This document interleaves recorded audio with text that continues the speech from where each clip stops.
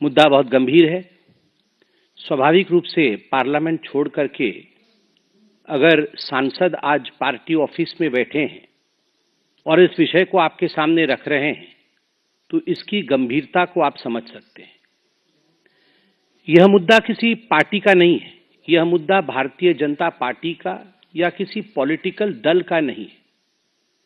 यह मुद्दा देश के संप्रभुता का है, देश की एकता का है। और अभी कुछ दिनों पहले जो खुलासा हुआ है कि ऐसी कुछ ताकतें हैं जो भारतवर्ष को तोड़ना चाहती है। कहीं ना कहीं भारतवर्ष के एकता और संप्रभुता के साथ खिलवाड़ करना चाहती है। भारत आगे बढ़े, भारत का विश्व में नाम हो, ऐसा नहीं होने देना चाहती है, उसका एक खुलासा हुआ है।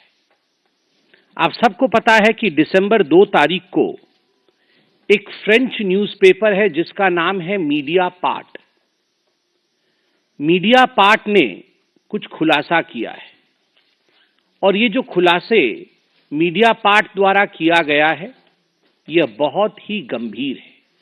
The allegations which have been brought forth by the Mediapart, which is a French newspaper, a well-known French newspaper, often referred to by you all as well, these are of extreme grave nature.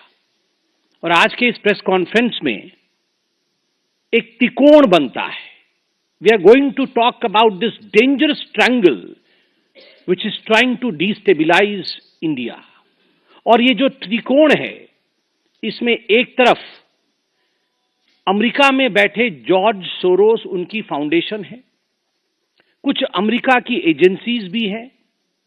त्रिकोण के एक बहुत बड़ी news portal है जिसका नाम OCCRP, organised crime and corruption reporting project, जिसके विषय में आप सब पत्रकार हैं, आप सभी जानते हैं, वह है।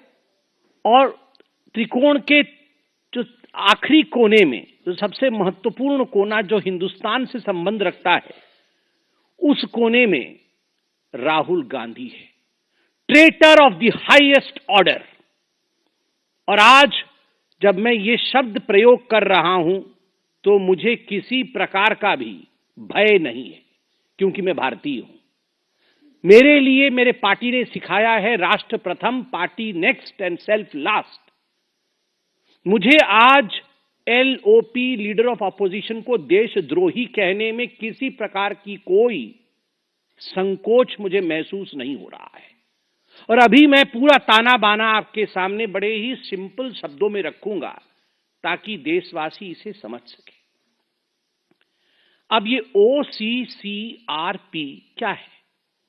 Organised crime corruption reporting project.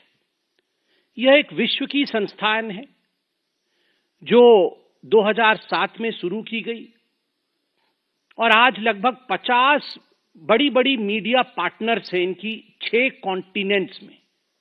अगर मैं कहता हूं कि ये एक ग्लोबल मीडिया एजेंसी है तो ये अतिशयोक्ति नहीं होगी। मतलब अगर ये कुछ छापते हैं तो करोड़ों लोग इसे पढ़ते हैं, कई देशों में हलचल मच जाता है, भूकंप आ जाती है और अफरा तफरी का माहौल रहता है।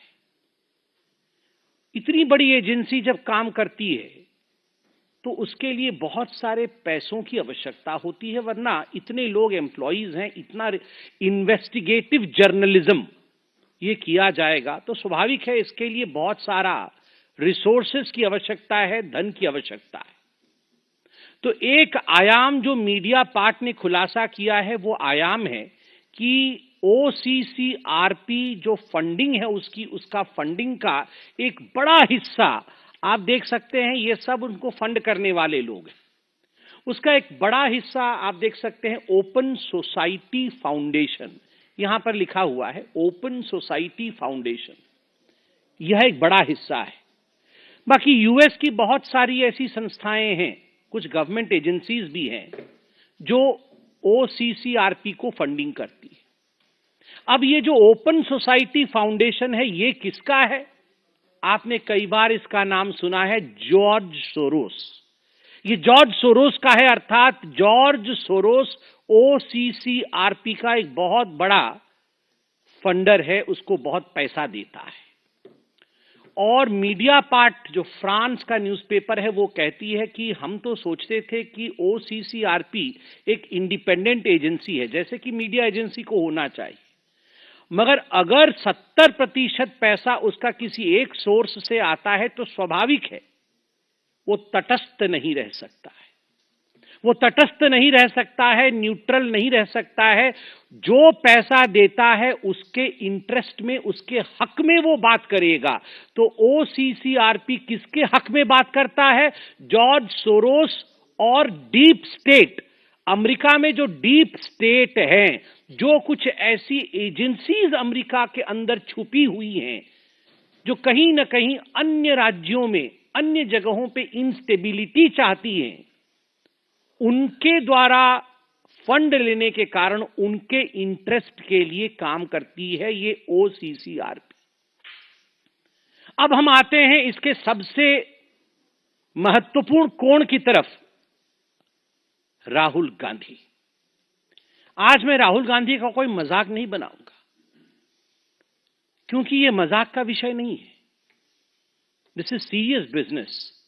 A member of parliament of India, the leader of opposition of India, when he tries to betray his own motherland, जब भारत का लीडर ऑफ ऑपोजिशन खुद अपने देश के साथ द्रोह कर रहा हो, तो स्वाभाविक रूप से यह एक बहुत सीरियस विषय है। कैसे द्रोह कर रहा है? क्या मैं हवा में बात कर रहा हूं? नहीं, एक एक करके मैं आपके पास कुछ केसेस रखूंगा जिससे स्पष्टता आएगी। आप याद करिए, जुलाई 1 2021, ये जुलाई 1 2021 का समय बड़ा खराब समय था। पूरे विश्व में कोविड की महामारी चल रही थी और उस समय थैंक्स टू प्रधानमंत्री नरेंद्र मोदी, भारत ने अपना 2 वैक्सीन भी डेवलप किया था। वैक्सीन मैत्री चल रही थी, उनमें से एक वैक्सीन कोवैक्सीन था। कई कंट्रीज ने ऑर्डर प्लेस किए थे कि हमें कोवैक्सीन का स्टॉक चाहिए।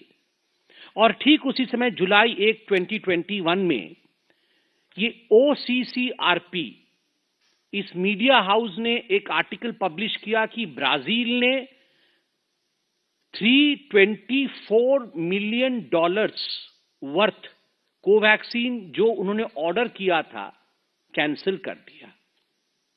इससे भारत के छवि को धूमिल करने की कोशिश की गई, क्योंकि आप जानते हैं वैक्सीन का मार्केट एक बहुत बड़ा प्रॉफिटेबल मार्केट, कई लोग, विश्व में कई लोग बनाते हैं। भारत अकेली ऐसी देश थी जो वैक्सीन मैत्री कर रही थी, जो वैक्सीन बिना पैसे के भी दे रही थी, और पूरे विश्व में भारत ने एक स्थान बना लिया था। आज भी वो स्थान बरकरार है। हमारे वैक्सीन के ऊपर आघात करने के लिए एक आर्टिकल लिखा गया कोवैक्सीन और ब्राजील को लेकर कि ब्राजील ने विड्रॉ किया है ये ऑर्डर, और तुरंत 1 जुलाई 2021 को ये आर्टिकल छपा ओसीसीआरपी को, और 2 जुलाई 2021 को कांग्रेस पार्टी ने प्रेस कॉन्फ्रेंस करके बकायदा भारत की सरकार और कोवैक्सीन को घेरे में ले लिया तुरंत। और इसमें पते की बात यह है कि यह विषय कोई नया नहीं था कि ओसीसीआरपी ने पहली बार 1 जुलाई को छाप दिया। ये जून में भी पता चल चुका था कि ब्राजील कोवैक्सीन नहीं ले रहा है, मगर जब ओसीसीआरपी ने छापा तब जाके राहुल गांधी ने इस पे प्रेस कॉन्फ्रेंस किया। अर्थात OCCRP dictates and Rahul Gandhi follows. Dictation उनका है, राहुल गांधी उसको फॉलो करते हैं।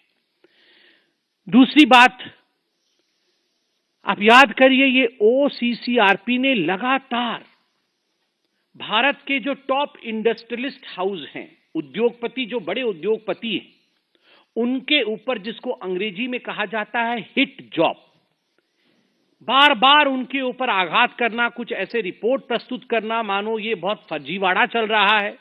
भारत के उद्योगपति, भारत के इंडस्ट्रियलिस्ट, इनमें बिल्कुल भी सच्चाई नहीं है। और इसके पीछे का मकसद रहा कि भारत के अर्थव्यवस्था को किस प्रकार से डगमगा देना है, to bring an earthquake in the markets of India, to tank the markets of India, shares of India, Indian market. Bharat के मार्केट में शेयर्स की वैल्यू कैसे गिर जाए, आम हिंदुस्तान का व्यक्ति जिन्होंने इन शेयर्स में पैसे लगाए थे वो कमजोर पड़ जाए, सरकार के विरोध वो आवाज उठाए और रेजीम चेंज हो जाए, इस मकसद से हमारे उद्योगपतियों पर ओसीसीआरपी ने अटैक किया। और आप क्रोनोलॉजी देखिए, जब जब ऐसी ऐसी रिपोर्ट आई तब तब राहुल गांधी ने प्रेस कॉन्फ्रेंस करके देश के अंदर एक, हम तो पहले इंडस्ट्रियल रिवॉल्यूशन की बात करते थे, यहां पर डी इंडस्ट्रियलाइजेशन की बात होने लगी कि भारत का कोई भी इंडस्ट्रियलिस्ट ठीक नहीं है, इनको हटाना चाहिए। 18 जुलाई 2021 ओसीसीआरपी ने, आपको याद दिला दूं, आप सबकी मेमोरी तो बहुत शार्प है, हमसे भी शार्प है, because you all report and we follow you, you are the fourth pillar of democracy. 18 जुलाई 2021 को पेगासस रिपोर्ट आया, ओसीसीआरपी ने इसे पहले उजागर किया, और 19 जुलाई 2021 को राहुल गांधी इसी रिपोर्ट के आधार पर पेगासस को लेकर प्रेस कॉन्फ्रेंस करते। वो हाहाकार, वो सदन का नहीं चलना, wash out of the parliament, और ये सारा कुछ पार्लियामेंट में सदन चलने से पहले ये सारे रिपोर्ट्स आते थे and they used to be a complete wash out of the parliament. Parliament के सदन बंद हो जाते थे, स्थगन होता था, और आज भी आप देख रहे हैं किस प्रकार की परिस्थिति पार्लियामेंट में। और इस पेगासस की रिपोर्ट को लेकर एक हवा खड़ा किया गया, और फाइनली 26 अगस्त 2022 को सर्वोच्च न्यायालय, सुप्रीम कोर्ट ऑफ इंडिया ने इसे खारिज किया कि ऐसा कोई पेगासस वाला विषय नहीं है। तो आप सोचिए, जुलाई 2022 ओसीसीआरपी ने क्लेम किया, उस समय जुलाई 2022 में आपको याद होगा नेशनल हेराल्ड की केस में मां बेटे दोनों जो बेल पे बाहर थे, दोनों की पूछताछ ईडी कर रही थी। कुछ घंटों के लिए उनको बुलाया गया था, ईडी की पूछताछ की गई थी, वो सब आर्टिकल भी मैं लेके आया हूं। तो उस समय, जिस समय ये पूछताछ चल रही थी, तो ओसीसीआरपी ने यह आर्टिकल छापा, और आर्टिकल में लिखा कि ये राहुल गांधी जी के खिलाफ जो नेशनल हेराल्ड केस में प्रोसीडिंग्स, लीगल प्रोसीडिंग्स चल रही हैं, ये सब पॉलिटिकली मोटिवेटेड है, इनके पीछे कोई सच्चाई नहीं। तुम सुप्रीम कोर्ट हो? Are you the supreme court of India? आप क्या जानते हैं नेशनल हेराल्ड केस के बारे में? मां बेटे ने 5,000 करोड़ रुपए कैसे गबन किया, इन्होंने इन्वेस्टिगेटिव जर्नलिज्म कर लिया अमेरिका में बैठे बैठे, और कह दिया कि ये लीगल प्रोसीडिंग जो है ये बिल्कुल पॉलिटिकली मोटिवेटेड है, और इससे पूरे देश में, भारतवर्ष में अफरा तफरी का माहौल है। लोग सड़क पर उतर गए हैं गांधी परिवार के पक्ष में, कोई सड़क पर नहीं उतरा था, कोई सड़क पर नहीं उतरा था, और बोल रहे थे देश में अफरा तफरी का माहौल है। झूठा रिपोर्ट ये आपके सामने, और इसके आधार पर कांग्रेस आगे बढ़ रही थी। मैं पूछना चाहता हूं कि ये ओसीसीआरपी राहुल गांधी के बचाव में आर्टिकल क्यों छाप रही थी? क्योंकि अगर ओसीसीआरपी को हानि होती है तो राहुल क्राइज, अगर राहुल रोते हैं तो ओसीसीआरपी को दर्द होता है। ये दो बदन हैं, आत्मा एक है। ये ओसीसीआरपी और राहुल गांधी दो बदन हैं, आत्मा एक है। वैसे तो बदन दो और एक वाला विषय तो जॉर्ज सोरोस के साथ है, ऑर्गेनाइजेशन आत्मा है। जॉर्ज सोरोस और राहुल गांधी ये एक ही हैं। राहुल ही जॉर्ज है, राहुल ही जॉर्ज है, और जॉर्ज का एजेंडा ही राहुल का एजेंडा है। जो सोरोस चाहता है वही राहुल चाहते हैं। सोरोस भारत का अमंगल चाहता है, अहित चाहता है। राहुल गांधी भी भारतवर्ष का अमंगल और अहित चाहते हैं। ये जुलाई 2022 का। अब आते हैं सबसे महत्वपूर्ण विषय, वो विषय है कि आखिरकार हमने ये क्यों कहा कि जो आखिरी कोण है राहुल गांधी और ये जॉर्ज सोरोस एक है। कैसे प्रूव होता है? केवल कहने से तो नहीं होगा। तो हम आज साइंटिफिक एविडेंसेस लेके आए हैं। I have come with evidences. पहला एविडेंस याद है ना, वो राहुल गांधी जिस सोच रहे थे कि वो क्या, भारत तोड़ो यात्रा, हाँ जोड़ो, अच्छा ठीक है, वो जो भारत तोड़ो यात्रा उन्होंने किया था, जोड़ो यात्रा, वो सोच रहे थे वो यात्रा करने से वो पूरा सब जीत जाएंगे, लोकसभा जीत जाएंगे, हरियाणा जीत जाएंगे, महाराष्ट्र जीत जाएंगे, सब कुछ जीत जाएंगे। अब लोग भी जानते हैं कि ये तोड़ने के लिए निकले थे, तभी इनका ये हर्ष हुआ है। तो ये जो भारत जोड़ो यात्रा इन्होंने निकाली थी, उसमें सलील शेट्टी एक दिन आए थे इनके साथ घूमने के लिए। सलील शेट्टी। सलील शेट्टी कौन है? ये वाइस प्रेसिडेंट है, सोरोस के फाउंडेशन का वाइस प्रेसिडेंट है। अब मैं आपको जो तस्वीर दिखा रहा हूं सलील शेट्टी का, ये आप सलील शेट्टी देख सकते हैं, ये राहुल गांधी देख सकते हैं, और ये इनका भारत तोड़ो यात्रा चल रहा है, उसमें वो आए हुए हैं, सलील शेट्टी। और सलील शेट्टी वाइस प्रेसिडेंट है अपने ऑर्गेनाइजेशन, उसका ऑर्गेनाइजेशन जो open society foundation George Soros का है। मैं उनके वेबसाइट से भी निकाल के लाया हूं, आप देख सकते हैं। ये है सलील शेट्टी, जो राहुल गांधी के साथ सलील शेट्टी चल रहे थे, वो राहुल गांधी और सलील शेट्टी, और जॉर्ज सोरोस के फाउंडेशन के वाइस प्रेसिडेंट। तो इस प्रकार से ये दो बदन एक आत्मा है। उसके बाद आप याद करिए, राहुल गांधी विदेश जाते हैं तो पता नहीं कब चले जाते हैं, हम लोग को बाद में मालूम पड़ता है, और जाते हैं तो ऐसे ही नहीं आते हैं, कुछ कुछ लोगों से मिलते हैं, बाद में फोटोएं निकलती है। पहले डिनाई, याद है वो रात को चाइना वालों से मिल रहे थे, तो हमने कहा चाइना वालों से मिल रहे टेंट के नीचे डोकलाम में, तो फिर वो नहीं नहीं नहीं नहीं बिल्कुल नहीं मिला, तो फिर संजय जी फोटो लेके आ गए, तो बोले हाँ हाँ हाँ मिला था। तो इसी प्रकार से हम भी फोटो रखते हैं सब चीज की। राहुल गए थे बाहर, तो उन्होंने किससे मुलाकात की थी? उन्होंने मुलाकात की थी OCCRP के एक जर्नलिस्ट, क्योंकि ये एक जर्नलिस्टिक बॉडी है, तो उनके जर्नलिस्ट हर देश में।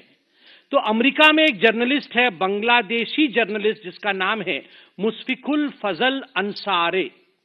मुशफिकुल फजल अंसारे, जो कि भारतवर्ष का घोर विरोधी है और दशकों से भारत के विरोध में आर्टिकल छापता है। राहुल गांधी और उनकी नजदीकियां देखिए जरा, ये सेल्फी देखिए जरा, ये सेल्फी खुद बयान करता है कैसे चिपके हुए हैं।